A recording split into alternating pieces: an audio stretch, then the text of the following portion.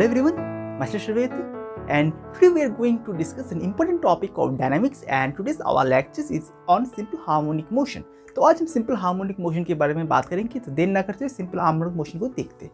तो simple harmonic motion में हम लोग क्या बताया गया, तो सिंपल हार्मोनिक मोशन है a particle is said to be simple harmonic motion if its moves in a straight line. तो क्या कहा गया, तो सिंपल हार्मोनिक मोशन होने के लिए कोई पार्टिकल को स्ट्रेट लाइन में मूव करना होगा, इसके साथ ही such that acceleration is always directed toward a fixed point in the line. मतलब कि इसका जो एक्सेलरेशन हो जाएगा ये पार्टिकल का, वो किसी फिक्स्ड पॉइंट के अराउंड हो जाएगा।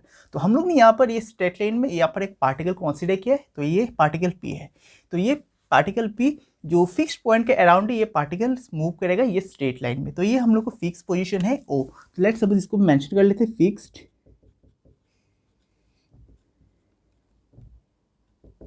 तो ये इसका फिक्स्ड पॉइंट है और इसको हम कह सकते हैं main position, main position of that particle. तो ये ओ के अराउंड ये पार्टिकल ये स्ट्रेट लाइन में मूव करेगा। तो ये पॉजिटिव साइड में ये पी इस साइड है और नेगेटिव में ये इस साइड जाएगा, तो ये पी डैश हो जाएगा। तो ये फिक्स्ड पॉइंट के अराउंड ये पार्टिकल ये स्ट्रेट लाइन में मूव करेगा। इसके बाद क्या किया गया, and it is proportional to the distance of the particle from the fixed point. तो इसका मतलब क्या हो जाएगा, तो इसका मतलब ये है अगर हम एक्सेलरेशन को कंसीडर करते हैं तो acceleration is directly proportional to distance of the particle. तो यहाँ पर हम लिख लेते हैं डिस्टेंस ऑफ दैट पार्टिकल। तो लेट सपोज ये पार्टिकल ये स्ट्रेट लाइन में मूव किया ओ टू पी, तो इसको डिस्टेंस एक ले लेते हैं। तो ये एक्स डिस्टेंस में ये पार्टिकल ये स्ट्रेट लाइन में मूव कर रहा है, तो इसका जो एक्सेलरेशन हो जाएगा वो डिस्टेंस ऑफ द पार्टिकल के समान हो जाएगा। और एक्सेलरेशन को हम लिख सकते हैं, तो हम लोग ने एक्सेलरेशन ये पार्टिकुलर पॉइंट के लिए हम लोग ने एक्स कंसीडर किया है।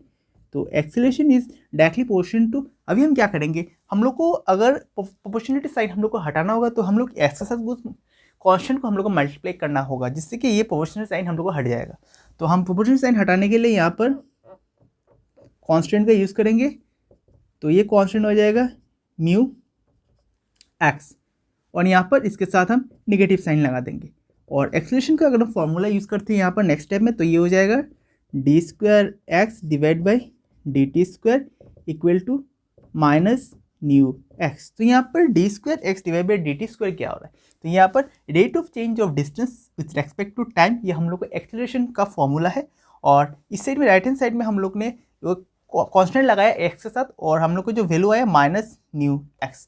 तो यहाँ पर जो हम लोग ने ये माइनस साइन हम लोग ने लिया, तो माइनस साइन हम लोग ने क्यों लिया, तो माइनस साइन हम लोग ने इसलिए लिया क्योंकि पार्टिकल जो है ये फिक्स्ड पॉइंट से दूर जा रहा है। तो दूर जाने के कारण ही यहाँ पर हम लोग ने नेगेटिव साइन हम लोग ने यूज़ किया। तो अगर particle towards the fix point की तरफ आ रहा होगा तो हम क्या करेंगे, कॉन्स्टेंट के साथ म्यू के साथ हम यहाँ पर प्लस लगा लेंगे। तो इससे हम लोग को पता चल जाएगा जो पार्टिकल जो है ये फिक्स पॉइंट के अराउंड जा रहा है। तो हम यहाँ पर लिख लेते हैं where mu is taken as positive constant but negative sign being taken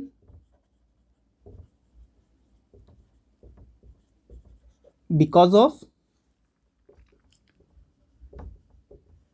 particle is away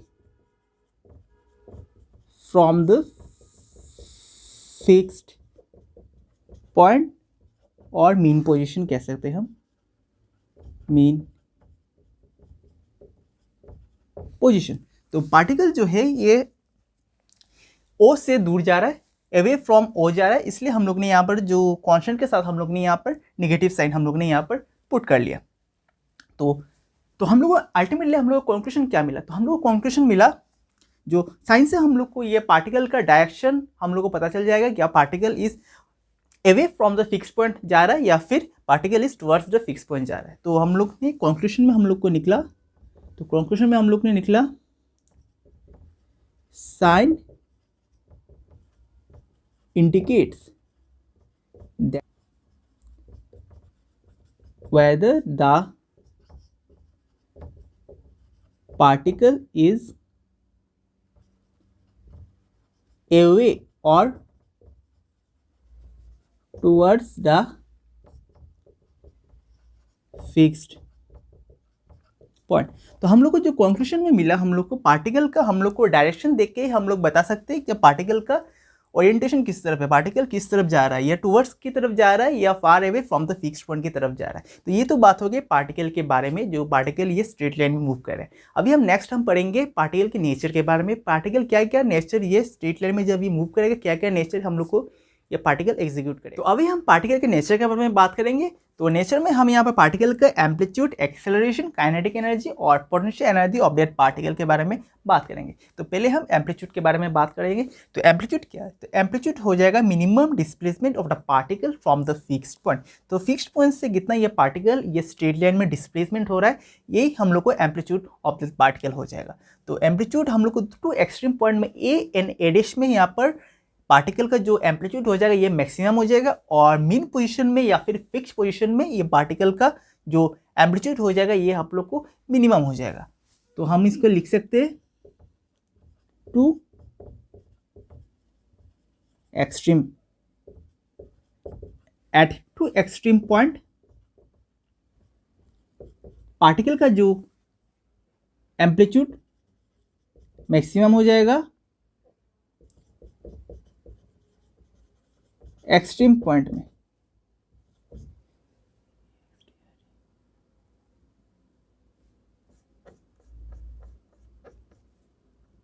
तो एक्सट्रीम पॉइंट में पार्टिकल का एनर्जी मैक्सिमम हो जाएगा और मिनिमम हो जाएगा फिक्स्ड पॉइंट में, and minimum at fixed point. तो फिक्स पॉइंट में इसका जो एम्पलीट्यूड हो जाएगा ये मिनिमम हो जाएगा। तो हम एम्पलीट्यूड को लिख सकते हैं O A equal to O A dash equal to A. तो इसका मतलब क्या है?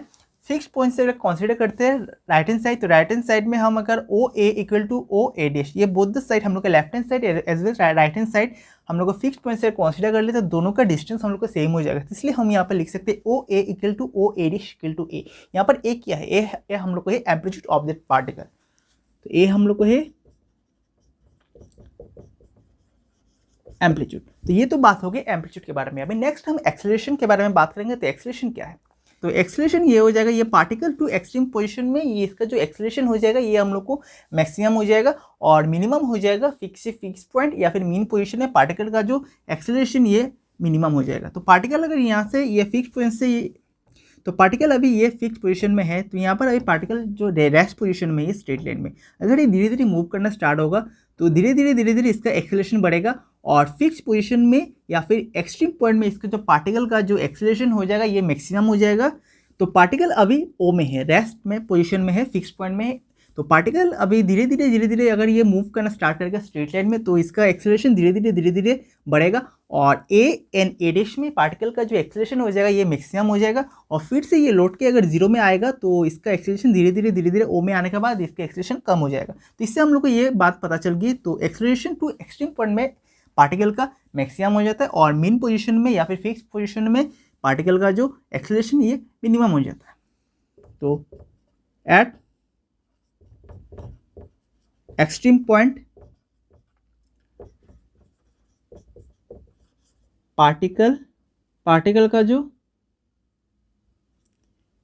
एक्सेलरेशन है ये मैक्सिमम हो जाता है and minimum at fixed point. तो फिक्स्ड पोजीशन में पार्टिकल का एक्सेलरेशन यहाँ पर मिनिमम हो जाता है। अभी हम बात करेंगे काइनेटिक एनर्जी के बारे में। अभी हम इसका काइनेटिक एनर्जी और पोटेंशियल एनर्जी के बारे में बात करेंगे। तो काइनेटिक एनर्जी से स्टार्ट करते हैं। तो काइनेटिक एनर्जी में क्या हो जाएगा? तो पार्टिकल जब रेस्ट में रहेगा तो इसका काइनेटिक एनर्जी जीरो हो जाएगा। जब पार्टिकल मूव करना स्टार्ट करेगा स्ट्रेट लाइन में तो धीरे धीरे इसका जो काइनेटिक एनर्जी वो इंक्रीज होगा और टू एक्सट्रीम पॉइंट में पार्टिकल का जो काइनेटिक एनर्जी ये मैक्सिमम हो जाएगा।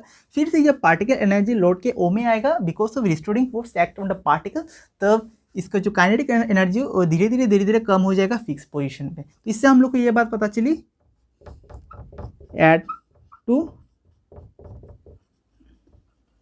Extreme point